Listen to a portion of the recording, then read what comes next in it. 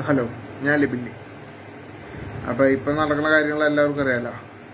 അതായത് 34 കോടി രൂപ വാങ്ങി തിന്നാൻ നടക്കണ ഒരു കുടുംബത്തിൻ്റെ കഥ. അതായത് സൗദിയിലുള്ള ഒരു പഴച്ചൊരു കുടുംബം. ഒരു കാര്യം ഒറ്റ ഒരു കാര്യം പറയാം. അതായത് നിങ്ങളാ പൈസ വാങ്ങിയിട്ടേ നിങ്ങളത് മര്യാദയ്ക്ക് തിന്നില്ല. കാരണം അത് പ്രാക്കത്തണ പൈസയാണ്, പ്രാക്കെത്തിയ പൈസയാണ്. കാരണം വേറെ ഒന്നല്ല, 18 കൊല്ലം ഒരു മനുഷ്യൻ്റെ ആയുസിൻ്റെ 1/3 ഭാഗം അത് ജയിലിലിട്ട് നരയിപ്പിച്ചിട്ട് നിങ്ങൾക്ക് 34 കോടി രൂപ വേണം പോലും. അത് ചത്തവനോ ചത്തു. ആ 34 കോടി കിട്ടിയ ചത്തവൻ തിരിച്ചു വരുമോ?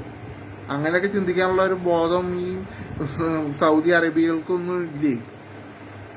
ഈ വെറുതെ ഓരോരോ ഹാലാക്കിലാവലോസും കൂടി എന്ന് പറഞ്ഞ പോലെ ഓരോരോ നിയമം കൊണ്ടുവന്നിക്കണം.